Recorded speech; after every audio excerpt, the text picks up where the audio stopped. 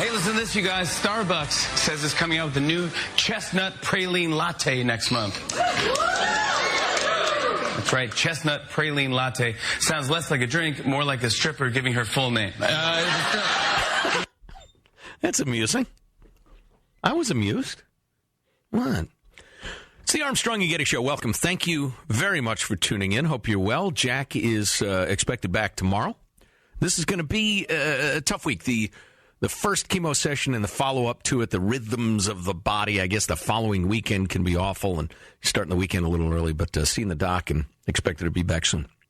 So thank you for putting up with the, it's been brilliant, frankly, the Jackless Armstrong and Getty Show, at least for today. But seriously, thanks for tuning in. Please welcome back to the show, Craig, the Obamacare attorney, Craig Gottwals. Craig, not only our Obamacare expert, but my mountain biking coach. Hello, Craig. Top of the morning to you, Joe. I began riding like a 75-year-old woman. What would you estimate my riding age to be at this point? You're clearly superior to 53-year-old women at this point, as we on saw average last weekend. Yeah, no, you're amazing. I mean, your uphill cardio, your strength is clearly better than your age and your gender, better than your age and your gender. Thank you. And, which I haven't declared yet either, by the way, if you heard last hour. I'm waiting to declare my gender, but go on. Oh, okay. And your downhill skills are still, developing. Beginner to intermediate and escalating at every ride. Yeah, I'm a fraidy cat is my problem. Not to well, and that's probably because you did see me launch myself into the air and land on my shoulder and head at one point, which is, a prudent man wouldn't do. And I've had more concussions than the average NFL lineman, and I think my brain it considers it a really high priority that I not get any more. Yeah. So, who knows? Yeah. Anyway, your show, by the way, today is Jackless, but It's not feckless. Thank you. That's very kind. Very kind. So, listen, Craig, I know you've got a variety of tales to tell. There's some labor law stuff and just the utopian California stuff we ought to get to at some point. But Obamacare is still a massive, enormous, expensive, complicated federal program. What is happening with it? Well, the media does a pretty decent job at this point on reporting on the, kind of the consumer-facing portions of Obamacare. But where you still really aren't hearing a lot of the detail is the nightmare that Obamacare is causing for employers. And one of the funnest things, and I say fun with every bit of irony I can muster, is that in the last few weeks, the administration has turned its course. So to kind of set this up, in order for a large employer, now that's employers with more than 50 employees, to offer benefits under Obamacare, those benefits have to cover, on average, 60% of your costs when you show up at the doctor. Okay. So the easiest way to do that would be, of course, to say, well, when you go to the doctor, give us the bill, we'll pay 60%, you pay 40%. But as we know, health care doesn't work that way. Obamacare specifically has dozens and dozens of mandates that say certain things have to be free when you show up at the doctor. And, of course, we know there's deductibles, there's co-pays, et cetera. So you don't get a straight 60%. So about a year and a half ago, in order to ease the burden on employers for, what kind of plan actually passes the test, they created a very long, complicated Excel spreadsheet calculator where they said, look, if you go into this calculator and you type in all the particulars of your plan and your plan comes back with a number that we're going to spit back at you, and if that number is bigger than 60%, you've got a legitimate plan under Obamacare. Sounds like a nice aid from our friends, the feds. Excellent. They're only there to help, Joe. Right, exactly. So, of course, no good deed goes unpunished. When you do this, you have people that learn to farm the system. And what a group of large employers discovered was you could rejigger that spreadsheet. You could boost up some of the cheaper benefits like generic drugs and office visits and some of the things that don't cost a lot of money. You could pay those at 100%. And you could entirely not provide a hospital benefit and pass the government's 60% test. Wow. So these people who are covered under Obamacare show up to the hospital and find out they're responsible for 100% of everything? That's exactly right. Good God. Yeah, not every employer, obviously, but employers who had skinny plans before, lower-wage employers, blue-collar types of industries, figured out that you can manipulate the government's complex spreadsheet. I can't imagine how that could have occurred. But so you literally have a contingency of employees out there who are on a plan that have zero benefit when you show up at the hospital. Wow. Now, you doctor every day and have it covered. That's unlimited, but no hospital benefit, which is insane. It's been insane for a year. A number of us have been screaming about it for almost that long. And the government just said in the last 2 weeks, yeah, we're not so sure that's the way we want to do it. We're going to be looking at that again before the end of the year. But note, you've got employers that have relied on that now. I mean, that was the test you put out, government, right, and said it's okay. So a classic example of bureaucracy not working well. Well, they'll tweak it and then everything will be fine. But what other issues have we seen recently with the Obamacare? Another smaller one, but very interesting, is that how big case. We've got these federal appellate court cases out there, and the shortest, simplest version is to say it's very possible and maybe even likely that we're going to have a Supreme Court case in the next year or two that says, yeah, we didn't do this right. Obamacare is not allowed to give subsidies to people in the federal exchanges. And remember, there are 20-plus federal exchanges, federally facilitated exchanges. So you literally could have a situation whereby half of the country doesn't get subsidies to buy Obamacare. If that happens, this whole thing crumbles because it's not affordable at all if you don't get subsidies. Now, we usually just go to you for dispassionate analysis because this is your work. This is you advise companies on the reality of the law and what they need to do to get benefits and pay for them and be most efficient. So you don't come to us as a guy running for Congress. You come to us as somebody who crunches numbers. So, but I'm going to venture a little into politics, a little into guesswork, and decline to answer if you want. Do you think the thing, as some have claimed, has been designed Saul Alinsky style to fail, so that the next obvious step was, well, we've got to completely nationalize it and go to single-payer national health? Do you think that's the intent? I do think that was the intent of some, but I also think there were people who made it that didn't necessarily have that intent, but absolutely did have the intent to stretch it over 6 to 8 years so that the momentum of it would carry it through irrespective of how well it works or doesn't work. Right. Make sense? Yeah. I just think that they did it in such an ingenious fashion where because really the worst things that are going to happen are going to kick in 2017 and 18. And that's when we lose the taxpayer bailouts. It becomes really unaffordable. The Cadillac tax case. I mean, there's just a number of things that happen in 2017 or 2018 where I really think you're going to look at it and say that's when the jig is up. And at that point, none of the politicians that passed it, or very, very few, will actually even be in office. Well, right, which is the dodge, the timeless dodge. But so the birds are really going to come home to roost in 2017, 2018. What have you heard recently about are you on the can I actually see a doctor thing at all? Well, yeah. I mean, that's been really interesting to follow in California, Nevada, and a few other states. But a good bit of reporting was actually done in the state of Nevada by USA Today and Kaiser Health News, and it's easy to look at Nevada because it's a smaller state. It's a little easier to isolate the two big cities, Reno and Las Vegas. And the long and short of it is they've doubled the enrollment in Nevada, in Reno. And they've boosted wait times up to 2 months now on the Medicaid expansion there to get a doctor. So it's incredibly hard to get in and get seen. And what I thought you would appreciate was in the article talking about how devastating this is and how hard it is for people.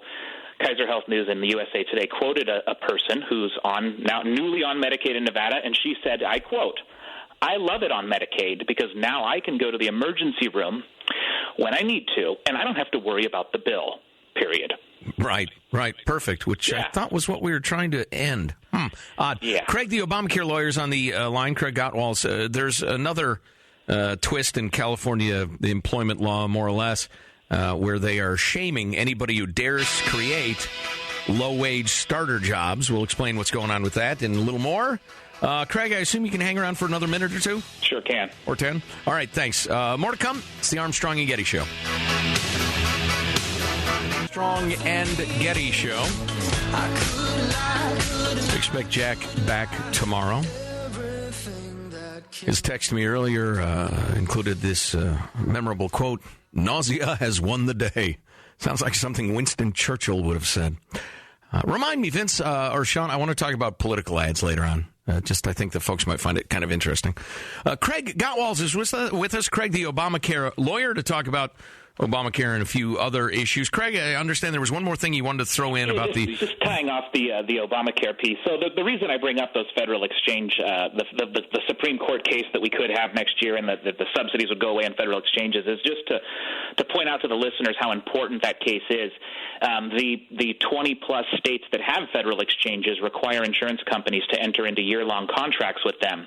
And the 2015 version of that contract that every large insurer insisted be implemented has language in it that says, oh, by the way, if for whatever reason it is determined that subsidies aren't going to be allowed in these federal exchange states, then we are no longer obligated to provide health care under Obamacare, and we can be out immediately. Wow. So you know that if the legal departments of these Fortune 500 insurers said, this is a big deal, this will kill the law, I mean, you basically know it's going to kill the law because they're not going to play if we lose the subsidy. So that's why you want to keep your eye on that case in 2015. Hey, one thing you revealed to our audience many, many, many months before the mainstream media was on the case was the fact that if the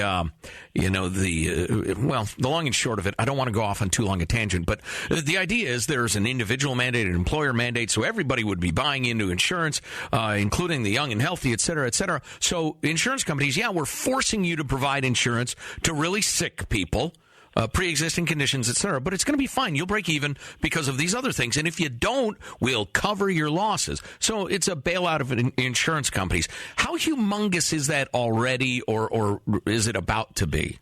Well, that bailout is a complex funding structure that was supposed to rely partly on taxpayer dollars, partly on premiums, and partly on insurers who make money in the exchanges sharing with those who lose money. Well, the initial reports have come in and shown that, virtually no insurer is making money. They're all losing money, and the federal government has now come out and said, and we don't think we're restrained by just PPACA. We think we could raise taxes and use the general fund to cover these insurers' losses through 2017 if necessary. Lovely. And that's why you're going to see this thing crumbling after 2017. Well, and as always happens in Soviet-style centralized economies, a lot of clever fellows have taken a look at the fine print and figured, wait a minute, if we do X, Y, Z, we can make a ton of money for a little while. The taxpayers will bail out this, or somebody will get screwed. And so instead of innovation and pleasing customers, they've learned how to manipulate the government. So yes, there are insurers out there who have figured out how to farm that system. They want as many people on their plans now as possible,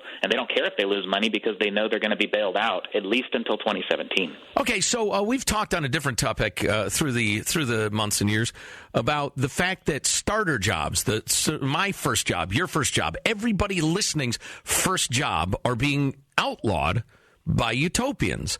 Because, quote unquote, nobody could feed a family on this wage, even though nobody with any sense in the history of the world ever thought they could feed a family on being the assistant French fry guy at a McDonald's. That's anyway. Right. You want to learn the skills, you want to learn the ethic, but it's a great topic for Mike Rowe. In my continuing effort to get up to speed on what's going to happen in California in 2015 and advise my clients, I came across another one that I thought was shocking. I couldn't believe I hadn't heard of this earlier, and it's Assembly Bill 1792. It is passed in California. It becomes law on January 1. And what this law – now, first off, before I even tell you about that law, you've got to remember that we increased Medi-Cal in California. We increased the level at which you can get – we made it easier for people to get onto Medicaid, which is called Medi-Cal in California. Right, even if you make a fair amount of money, you can get it, right? Yeah, you can make beyond the federal poverty level and now qualify for Medi-Cal depending on your family size, et cetera. It's a fairly complicated table structure, but we increased enrollment in that by roughly 50%. Wow. Okay? Nevada doubled it, by the way, which was the earlier topic. So, and we're increasing the minimum wage in California. It's going up step by step every year, and it's I think the highest in the country, other than maybe some municipalities back east. So you've got this going on. So an employer can say, okay, look, I've got to provide health care benefits. I've got to increase my minimum wage. Well, California decided that wasn't enough. And California has now decided that any employer who has 100 or more employees enrolled in Medi-Cal, California's low-income medical care, right, will be disclosed on a, quote, public shaming, unquote, website, where you will basically be belittled as paying your employees so little that they have to go on the state dole. And And the law similarly, at the same time, makes it absolutely illegal for the employer to discriminate against somebody who's on Medi-Cal or to disclose to any third party somebody who might be on Medi-Cal. So while you're simultaneously saying there shall be no shame to the individual for taking advantage of our state's welfare benefits, an employer who doesn't pay enough to keep you off of those welfare benefits, even though the employer is complying with minimum wage, shall be ridiculed by the state. Wow. Yes. Wow. These are some odd times. Entry-level jobs, low-paying wages. You employers, you're not welcome here in California anymore. You better make like Elon Musk and move over the border. Yeah. It's just astonishing to me, and those people seem to be winning the day. Although, Craig, I don't know. I see more and more signs. We've gotten a couple of videotapes. I meant to send them to Vince. They're advertisements that are being run by black activists, for instance, saying, hey, this stuff they've been pitching us for years, look around you. How does Detroit look to you? How does Chicago look to you? There ain't no conservative white people running this city. It's all liberals and black people. How well do you think this is working? Do you feel in your gut that the people, the hoi polloi, are starting to wake up? I think so. At a small level, I think you're starting to get at what I would call niche markets of freedom. I was just with a group of business owners recently, and they talked about how the textile market, you're getting these small employers of 10 or less that are making really specialized jeans, for example, and then relying on a huge behemoth like Amazon to distribute them. You got a company that makes jeans for guys with a big package? Little extra package room. Yeah, I'll be sure to let Jack know if that's the case. So there is some optimism out there. There's some hope, and you know my mantra, Joe, is I think California should go further. I think every crazy utopian idea, I think we should do it all here. Let us be the test case. Let us get the bailout first, because I think the federal government's only going to be in for one state bailout, and if Illinois beats us to it, we won't get it, and that would suck. Oh yeah, come on, California, we can do worse than Illinois. Yeah. Bunch of Midwestern dunderhead. We can out-utopian those idiots. Let us be the test case. Hey, Marshall has joined us, so we got to wrap this up, Craig. But, it's funny. I'm not a stupid guy. I got my blind spots like anybody, and I don't lack in imagination. Mm-hmm. And I'm thinking about my first couple of jobs. Right. And everybody, feel free, if you want, to yell and say you're an idiot or a fascist or whatever. I'm thinking about my first couple of jobs. Didn't make a lot of money. I liked making money, but I realized, wow, I just don't make much here, and I've asked for a raise, and it's become pretty clear that if I make too much noise, they'll just hire somebody else. Right. They can train in 2 hours to do what I'm doing. And my reaction to that was an instinctive, immediate, I got to get a better job. I got to figure out how to get a better job. It never occurred to me to say, I've got to petition the government to force my employer to pay me more. Now, Marshall, you as a young man, you of ideas that cross the spectrum, I know.